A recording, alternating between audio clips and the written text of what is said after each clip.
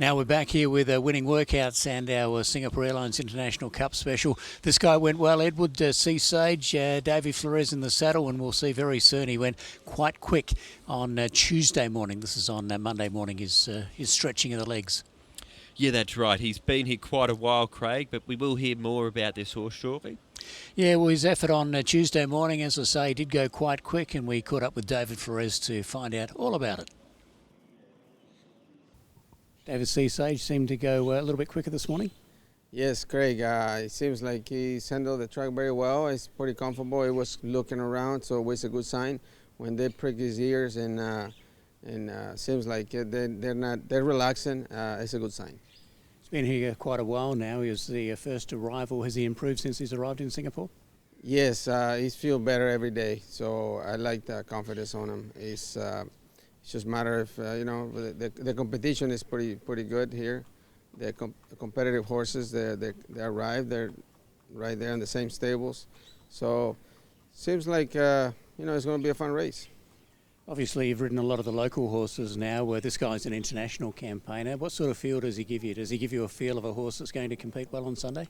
Absolutely. It's a great horse. So I rode him once in the States, and he finished very close. I got beat for the whole thing for about a neck.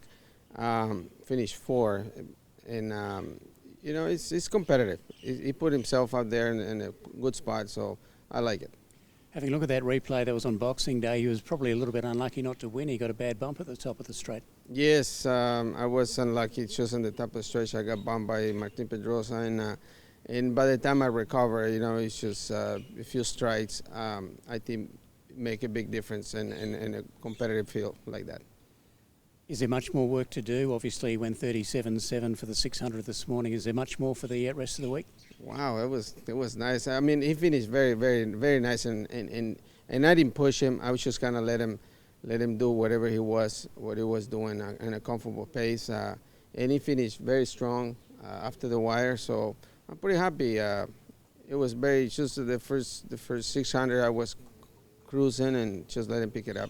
So he finished very, very nice. Very nice today. There's David Flores and Seasage. What about Lamario? He seems to work out quite well, and he looks very good in the coat. He was one of the eye catchers under the lights there on Tuesday morning.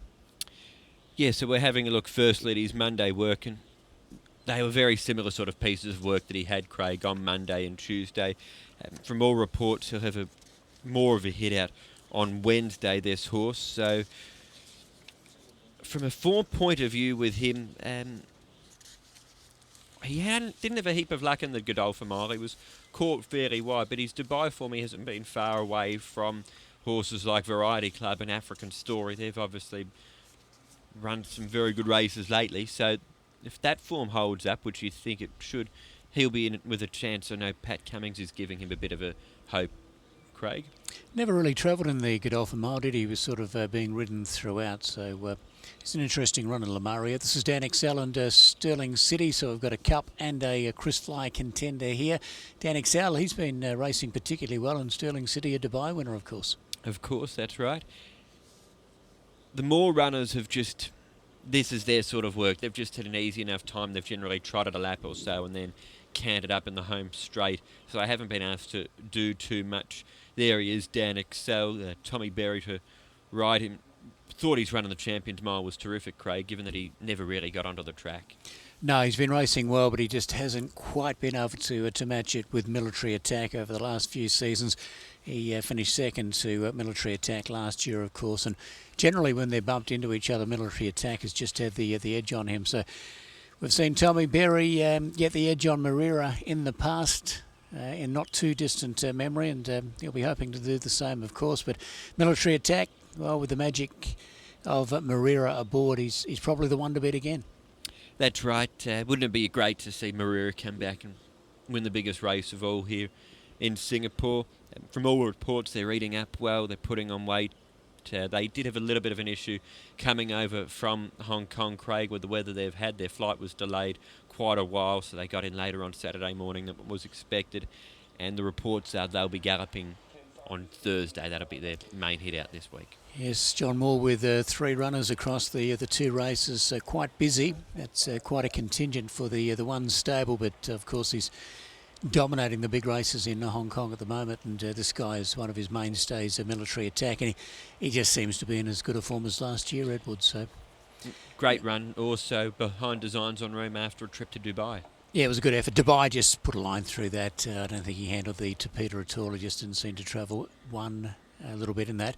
Now we've got a couple of the Europeans here. Mullikalok, who was very good in this race last year, and Sideglance, who, well, he's been around the world a few times, hasn't he?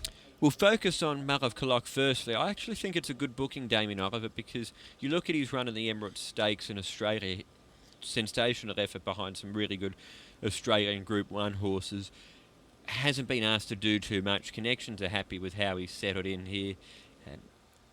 From all reports, when he got off the plane, he was a little bit agitated. He needed some company, Craig, but he seems to be happy, and just light work from him at this stage of his Kranji preparation.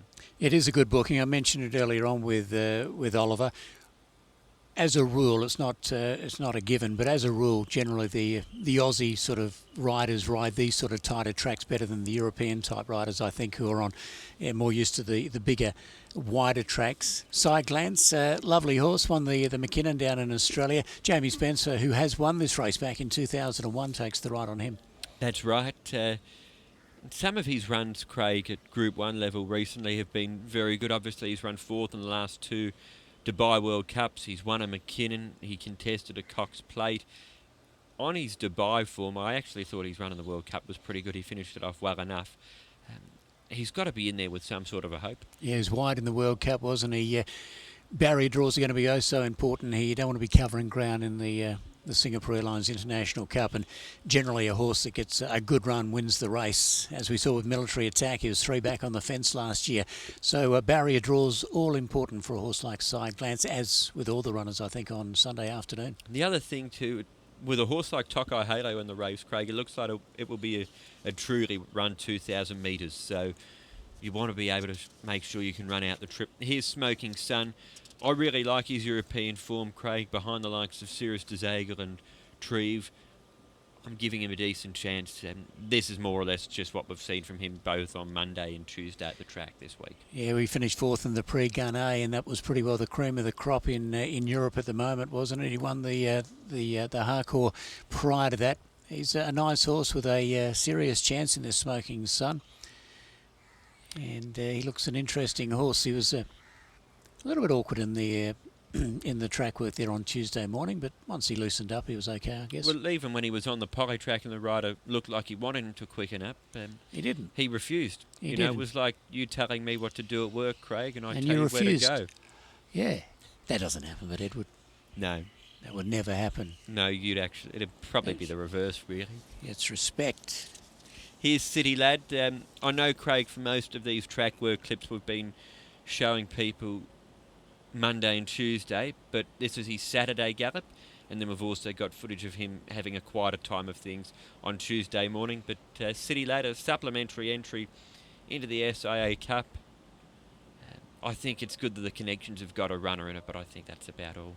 Yeah, terrific that they've got a runner, Desmond Coe, KB Sue, but he couldn't possibly win. He hasn't been able to beat our local horses. So I really don't think he's going to measure up. But as you say, it's good to have a runner in these races and a big thrill for Connections, so we wish them well. KB Sue's going to take the ride. Just one thing, I guess, Craig, at least speaking from, say, Dad's experience in Dubai when he's had horses in World Cups and duty frees who have been lower rated against the opposition, but at least for all the locals, the positives are they're acclimatised, they know the conditions of racing and all of that here. So unlike these European and Hong Kong horses that I have to acclimatise, he's done that, and if they have an off day, it might help him beat a few home at least. That's a good point you make, Edward, but I live here and I don't think I'd beat Cadell Evans if he came to Singapore and raced me. Oh, I can tee that up if you like, Craig. Just be Cadell, careful dear. what you wish for. Well, he's my cousin, so good luck getting him over here. This is Johnny Guitar. He's a nice horse, isn't he? And he's another one that just catches the eye under the lights. Beautiful looking horse. Where do you have him as far as the locals go? Because I'm quite keen on him as far as the local chances in this race. Well, it's a little bit thin, isn't it? The local chances in this. I'd have him probably near the top as well. Wild Goose won the QE2, but whether he's going to be competitive with the pace that's going to be on the weekend, I'm not sure. Trapeus might be the interesting runner from the local point of view if they go very hard, because he's a genuine stayer, isn't he? What about Wild Geese? He got a lovely ride in the QE2 Cup, but I don't think he's going to get that sort of luxury here on Sunday evening. No, well, you would think a horse, I know I've mentioned before, but a horse like Toko Halo will be setting the speed. So I don't think Harry Casson will get that easy lead. This is his gallop on Tuesday morning. Steve Burridge said that this was his main piece of work. He might do a bit of pace work on Friday, but this is his main hit out through the week. Finished the work off well. He's a very honest horse, Craig, so you can't discount him. He'll try his best. It's just whether he's got the class of the opposition or not that's going to be the big thing for him. Yeah, I think the tempo might be the little problem, but yeah, he's a nice horse, and that was very, very good work. Well, that's the first of our specials, Edward. We'll do it all again tomorrow. We will indeed. Thanks for your company today, Craig. Okay, see you at the races Sunday.